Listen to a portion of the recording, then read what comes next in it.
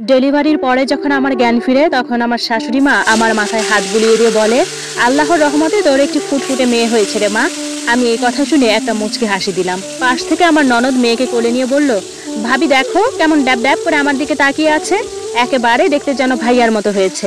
তখন আমার শাশুড়ি মা আমার ননদকে ধমক দিয়ে বলল, বেশি কথা না বলে বাচ্চাটাকে তোর ভাবির কোলে দে, ও ওর মেয়েটাকে একটু ছুঁয়ে দেখুক। আমার কান দিয়ে তখন এসব কথা যাচ্ছে না। আমি এক দৃষ্টিতে তাকিয়ে আছি দরজার দিকে, কাঙ্ক্ষিত মানুষটাকে দেখার জন্য। কিন্তু দরজার দিকে তাকিয়ে দেখলাম আমার ভাইয়া এসে হাজির। ভাইয়াকে দেখে আমি কান্না করে দিলাম যে সে নিজের সন্তানটাকে দেখতে আসলো না, আমাকে না হয় সে ভালোই বাসে না, তাই বলে কি সে নিজের মেয়েকে দেখতে আসবে না? এসব কথা ভাবতে ভাবতেই ভাইয়ার দিকে তাকিয়ে আমি ফুটিয়ে ফুটিয়ে কান্না করে দিলাম। ভাইয়া আমার হাত ধরে বলল যে আমাকে মাফ করে দিস বোন, আমি ভুল মানুষের হাতে তোকে তুলে দিয়েছিলাম।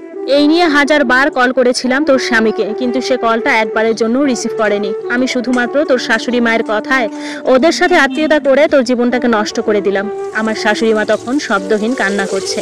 আমার শাশুড়ি তখন আমার ননদকে বলল যে অনেক হয়েছে, এবার তুই তোর ভাইয়াকে ফোন কর, ওই মেয়েটার জন্য ওর বউকে অবহেলা করতে পারে না। আমার ননদ দুইবার তার ভাইকে কল করে, কিন্তু সে কেটে দিচ্ছে, ফোন রিসিভই করছে না। আমার শাশুড়ি মা তখন আমার হাত ধরে বলল, মারে পারলে বুড়ো মানুষটাকে তুই মাফ করে দিস, নিজের ছেলের ছন্ন ছাড়া জীবন কোনো মাই মেনে নিবে না। ওর সুখের কথা চিন্তা করে আমি তোকে বউ করে নিয়ে এসেছিলাম। আমি বুঝতে পারিনি যে আমার ছেলে কখনোই তার অতীত থেকে বের হতে পারবে না। তুই তোর মেয়েটাকে নিয়ে তোর ভাইয়ের সাথে নিজের বাড়িতে চলে যা। এই কথা বলেই হসপিটাল থেকে বের হয়ে গেল আমার শাশুড়ি।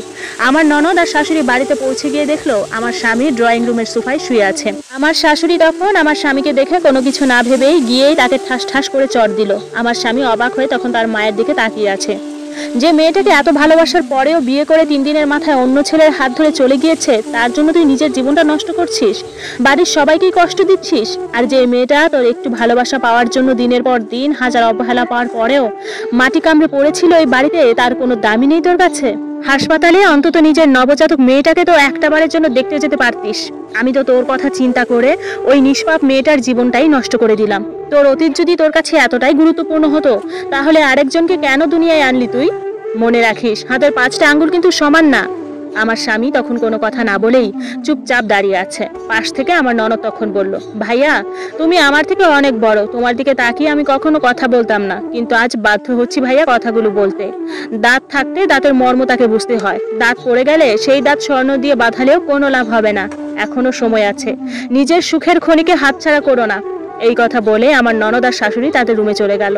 নিজের মেয়ে হয়েছে শুনে আমার স্বামী মুচকে হাসলো। আমার স্বামীর বাচ্চা কাচ্চা খুবই পছন্দ। আমার স্বামী আমার আগে ভালোবেসে একটা মেয়েকে বিয়ে করেছিল। আমার স্বামীকে ঘুমের মধ্যে রেখে আরেকজনের হাত ধরে পালিয়ে গিয়েছিল সেই মেয়ে। এরপর আমার স্বামী সেই মেয়েকে অনেক খোঁজার চেষ্টা করেছিল, কিন্তু তার কোনো খোঁজ পায়নি। 7 মাস পর আমার স্বামীকে ডিভোর্স লেটার পাঠিয়েছে।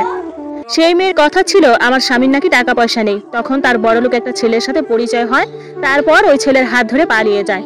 এরপর কোনো মেয়ের প্রতি বিশ্বাস ভালোবাসা আমার স্বামীর উঠে গিয়েছিল। তার কাছে মেয়ে মানুষ মানেই অর্থলোভী। তার মনের ইচ্ছাটা মরে গিয়েছিল, শুধুমাত্র তার মা আর বোনের কথা চিন্তা করে আমাকে বিয়ে করেছিল। এরপর বিয়ের কয়েক মাসের মাথায় আমি জানতে পারি যে আমি প্রেগনেন্ট। ভেবেছিলাম বাচ্চাটা হয়ে গেলে হয়তোবা সব ঠিক হয়ে যাবে। এরপর মেয়ে হওয়ার 2 মাস পর আমি বাবার বাড়িতেই ছিলাম। এভাবেই দেখতে দেখতে 2 মাস কেটে যায়। তাকে একটি বারের জন্য দেখতে আসেনি আমার স্বামী। আমি যখন মেয়েটাকে রুমে বসে খাওয়াচ্ছিলাম তখন কলিং বেলের শব্দ হলো। দরজা খুলেই দেখতে পেলাম যে আমার স্বামী এসেছে। মানুষটাকে খুবই বিধ্বস্ত লাগতেছিল।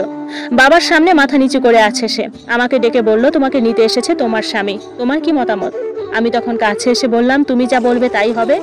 তোমার কথার অবাধ্য কোনোদিনও হয়নি বাবা, আর হবেও না। 2 মাস পর তোর মেয়ের কথা মনে পড়লো তোর জামাইয়ের। এই হলো সংসারের প্রতি তোর জামাইয়ের ভালোবাসা। বাবা তখন আরো বলল যে তোমার মা যখন তোমাকে পেটে নিয়ে প্রসব বেদনায় কাতরাচ্ছিল, আমি তখন নফল নামাজ পড়ে তোমার মায়ের জন্যই দোয়া করতাম, যাতে করে তোমার মায়ের কষ্টটা একটু কমে। তারপর তুমি যখন দুনিয়াতে আসলে সবার আগে আমি তোমাকে কোলে নিয়েছিলাম। যদি সম্ভব হয় তাহলে তোমাদের মাঝে কথাবার্তা বলে সব ঠিকঠাক করে নাও। তোমার স্বামীকে বলো ফ্রেশ হয়ে নিতে, না হলে ওর ঠান্ডা লেগে যাবে। যতই হোক ও তো আমার মেয়ের জামাই। আমার স্বামী মাথা নিচু করে তখন ভেতরে ঢুকে গেল। কিছুক্ষণ পর ফ্রেশ হয়ে মেয়েকে কোলে নিয়ে কি যে কান্না! 20 মিনিট হয়ে গেছে এখনো মেয়েকে কোল থেকে নামায়নি। তারপর মেয়েকে বিছানায় শুয়ে দিয়ে আমার স্বামী আমার কাছে আসলো। কিছুক্ষণ চুপ থেকে আমার স্বামী আমার হাত দুটি ধরে বলল, তোমার কাছে আমি ক্ষমা চাইবো না, ক্ষমা চাওয়ার মুখও আমার নেই। শুধু বলবো আমাকে কি একটা সুযোগ দেওয়া যায় না? শুধু একটাই সুযোগ।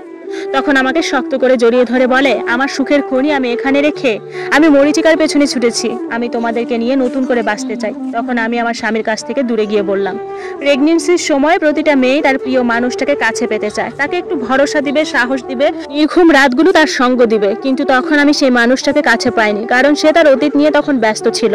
হসপিটালেও আমি তার অপেক্ষায় ছিলাম, ভেবেছিলাম সে আসবে আর বলবে, কিচ্ছু হবে না তোমার, আমি আছি তোমার পাশে, তুমি আর তোমার সন্তান সুস্থভাবেই আসবে। কিন্তু তুমি আসোনি। শারীরিক যন্ত্রণার চেয়ে মানসিক কষ্টটাই আমি বেশি পেয়েছিলাম।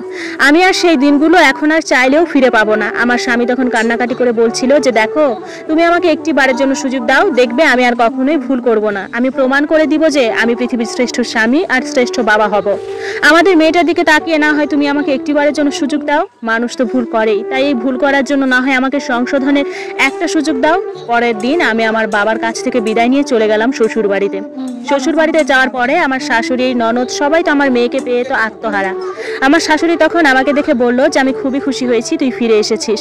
সব সময় একটা কথায় মাথায় রাখবি, দূরত্বেই গুরুত্ব বাড়ে যদি সে তোকে ভালোবাসে। আমার ছেলে যে তোকে ভালোবাসে সে সেটা তো আগে বুঝতে পারেনি। যখনই দূরত্ব বাড়লো তখনই সে বুঝতে পারলো যে সে তোকে কতটা ভালোবাসে। তখন শাশুড়ি মায়ের সাথে আমি অনেক কথাই বলছিলাম। রাতের বেলা খাবার শেষে মেয়েকে নিয়ে রুমে গেলাম। আমি আমার মেয়েকে নিয়ে ঘুমিয়ে পড়লাম। মধ্যরাতে আমার স্বামী আমার দিকে আর আমার মেয়ের দিকে তাকিয়ে বলল, তোমরা দুজনেই আমার বেঁচে থাকার কারণ। আমি ভুল করেছি মরীচিকার পিছনে ছুটে, আমি আর কখনোই সে ভুল পথে পা বাড়াবো না। তোমাদেরকে নিয়েই নতুন জীবনের শুরু করব আমি। এরপর আমার স্বামী আমার মেয়ের পাশে শুয়ে পড়লো।